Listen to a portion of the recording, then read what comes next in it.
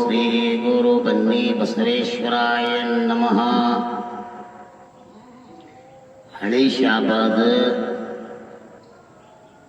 ತಪೋವನ ಗದ್ದಿಗೆಯಲ್ಲಿ ಕಲ್ಲಪ್ಪ ಗೌಡ ತೋಟದಲ್ಲಿರ್ತಕ್ಕಂಥ ಯಾವ ಸಿದ್ಧಿ ಪುರುಷ ವಿಶ್ವಾರಾಧ್ಯರ ದಿನನಿತ್ಯ ಪವಾಡಗಳನ್ನು ಹಾಗೂ ಈ 30ನೇ ಜಾತ್ರೆ ಹೆಂಗಾಗಬೇಕಂತ ಕೇಳಿದಾಗ ದೊಡ್ಡ ವೈಭವ ಮಾಡಬೇಕಂತ ನಮ್ಮದನ್ನು ಅಪೇಕ್ಷೆ ಅದ, ವಿಶ್ವಾರಾಧ್ಯರದೂ ಅಪೇಕ್ಷೆ ಅದ. ಈ ಮಾತು ಯಾಕೆ ಹೇಳ್ತೀನಿ ಅಂತ ಕೇಳಿದಾಗ, ಬಾಂಬೈನಿಂದ ಬಂದು ವಿಶ್ವಾರಾಧ್ಯರು 1947ನೇ ಇಸ್ವಿದೊಳಗ ಕಲ್ಲಪ್ಪ ಗೌಡರ ತೋಟದಲ್ಲಿ ಯಾವ 3 ಗಿಡದ ಮಧ್ಯದಲ್ಲಿ ಅಗಾಧವಾದ ಒಂದು ಅನುಷ್ಠಾನವನ್ನು ಕೈದು ಸಿದ್ಧಿಗಳನ್ನು ಪಡೆದು ಮೈ ಮೇಲಿರ್ತಕ್ಕಂಥ ಬಟ್ಟೆಗಳನ್ನು ಬಿಚ್ಚಿ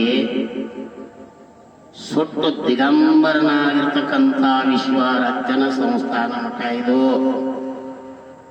ಈ ಮಠದ ಒಳಗ ಮುಂದೆ ಬರೋ ದಿನಗಳು 1996ರಲ್ಲಿ ವಿಶ್ವಾರಾಧ್ಯರದ ಒಂದು ತೇರನ್ನು ಎಳೆಯಬೇಕು ಈ ಜಾಗದಾಗಂತ ಎಲ್ಲ ಹಳಿ ಶಾಬಾದ್ ಭಕ್ತರು, ದೇಶಾನ ಭಕ್ತರು, ಸೀಮರಕಟ್ಟೆ ಭಕ್ತರು ಎಲ್ಲರೂ ಕಲಿತು ಒಂದು ನಿರ್ಧಾರಕವನ್ನು ಬಂದೆವು. ಆಮೇಲೆ ಯಾವ ಬೇತುಂಕೂರಿನ ಡಾಕ್ಟರ್ ಗಂಗಾಧರ ಸ್ವಾಮಿಗಳ ಹತ್ರ ಹೋದೆವು. ಗಂವಾರಕ್ಕೆ ಹೋದ ಮೇಲೆ ಅವರು ಒಂದು ಅರ್ಧ ಗಂಟೆ ವೇಟ್ ಮಾಡಿ ಅವರೊಂದು ಮಾತನ್ನು ಹೇಳಿದ್ರು. ನೋಡ್ರಪ್ಪ, ಯಾವಾಗ ನಿಮ್ಗೆ ಹಳಿ ಶಾಬದ ವಿಶ್ವಾರಾಧ್ಯರ ಜಾತ್ರೆಯನ್ನು ಮಾಡಬೇಕಂತ ನೀವು ಮನಸ್ಸು ಮಾಡಿರಲ್ಲ, ಬಹಳ ವೈಭವದಿಂದ ಆಗ್ತದದು. ಎಲ್ಲರೂ ಶ್ರದ್ಧಾಭಕ್ತಿಗಂತ ಮಾಡಿ ನೀವು ನೋಡ್ರಿ ಆ ಜಾಗ ಎಷ್ಟು ಬೆಳೀತದ ಅಂತ ಹೇಳಿ ಆಶೀರ್ವಾದ ಮಾಡಿ ನಮ್ಮನ್ನ ಕಳಿಸಿಬಿಟ್ರು.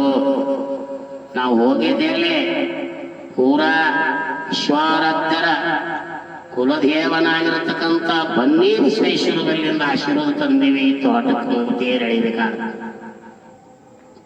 ಇವತ್ತಿನ ಡೇಟಿನ್ಯಾಗ ವಿಶ್ವಾರಾಧ್ಯರ ಪವಾಡಗಳು ಇಲ್ಲಿ 30 ವರ್ಷದೊಳಗ ಅನೇಕ ಪವಾಡಗಳು ಆಗ್ಯಾವ. ಹೆಂಗ ಆಗ್ಯಾವಂತ ಕೇಳಿದಾಗ ಯಾವ ಚಿಟ್ಟಿಗಳಿಲ್ಲ, ಯಾವ ತಾಯಿಕಗಳಿಲ್ಲ, ಯಾವ ಮೂಢನಂಬಿಕೆಗಳಿಲ್ಲ. ವಿಶ್ವಾರಾಧ್ಯರು ಹೆಂಗ ಬಂದಾರ ಹಾಂಗ ಭಕ್ತರೂ ಬಂದಾರ. ವಿಶ್ವಾರಾಧ್ಯರ ಗದ್ದಿಗೆ ಹಣಿ ಹಿಡಿದಾಗ ನಿನಗೆ ಏನು ಬೇಕಂತ ಮನಸ್ಸೊಳಗ ಅವರು ಕೇಳಿಕೊಂಡಾಗ ಬೇಡಿದ ವರಗಳನ್ನು ಕೊಟ್ಟಾರ ವಿಶ್ವಾರಾಧ್ಯರು.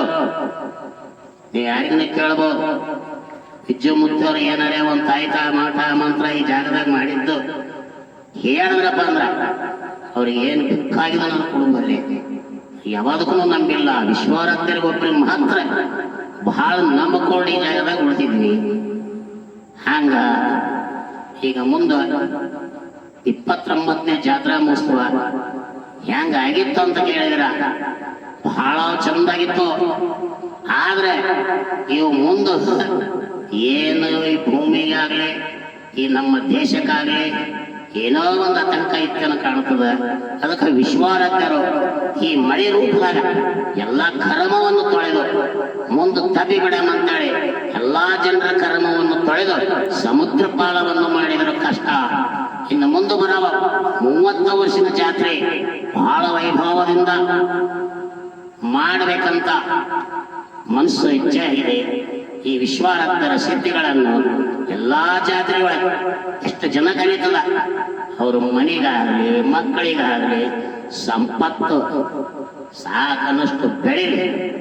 ಆ ಡಾಕ್ಟರ್ ಗಂಗಾಧರ ಸ್ವಾಮಿಗಳು ಪ್ರತಿ ವರ್ಷ ನೋಡು ಅವ್ರಿಗೆ ಒಂದ್ಸಲ ಹೇಳ್ಬಿಟ್ರೆ ಸಾಕು ಪಾಪ ಬಂದ್ಬಿಡ್ತಾರೆ.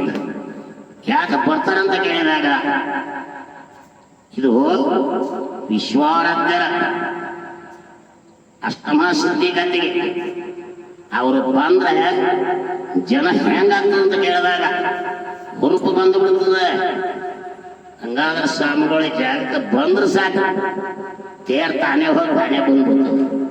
ಹಂಗ ಎಲ್ಲ ಒಂದೊಂದು ಶಕ್ತಿಲಿಂತ ಬೆಳಿತಕ್ಕಂಥ ಮಠಗಳಿವು. ನಾವೇನಿಲ್ಲ ಬೂದಿ ಕಾರಣಗಳು. ನಾವು ಮಠದಾಗ ಯಾಕಪ್ಪ ಅಂದ್ರೆ ಒಂದು ಮನುಷ್ಯ ಬೇಕಂತ ಇಟ್ಕೊಂಡು ನನಗೆ ಈಶ್ವರದ್ದ ಅಷ್ಟೇ ಕಾರಣ. ನಾನೇನು ಯಾರಿಗೆ ಮುತ್ಯ ಅಲ್ಲ, ಮೊಮ್ಮಗನೂ ಅಲ್ಲ. ಈಶ್ವರಪ್ಪರಿಗೆ ಮಾತ್ರ ಇವತ್ತು ನಾನು ಶಿಷ್ಯ ಇದ್ದಿರ್ಬೋದು ಅಂತೇಳಿ 30ನೇ ಜಾತ್ರೆ ಎಲ್ಲರೂ ಕಲ್ತ ಭಾಳ ಚಂದ ಮಾಡಿಬಿಡಂಬ್ರಿ. ನನಗೆ ಈಶ್ವರಪ್ಪ ಮುತ್ತೇನೆ ಹೇಳ್ಯಾನ, ಈ ಜಾತ್ರೆಯನ್ನು ಬಹಳ ಚಂದ ಮಾಡಿಸಲ ಅಂತ, ಯಾವ ತೊಂದರೆಗಳು ಬರಂಗಿಲ್ಲ ಅಂತ ಹೇಳ್ಯಾನ. ಎಲ್ಲರೂ ಕಲ್ತು ಈ ಜಾತ್ರೆ ಬಹಳ ವೈಭವ ಮೇಡಮ್ ಅಂತ ಹೇಳಿ 2 ಮಾತುಗಳನ್ನು ಹೇಳಿ ವಿರಾಮವನ್ನು ಕೊಡ್ತೀನಿ ಅಂತ ಹೇಳಿ ಜೈ ವಿಶ್ವರಾಧ್ಯ. ಜೈ ವಿಶ್ವರಾಧ್ಯ.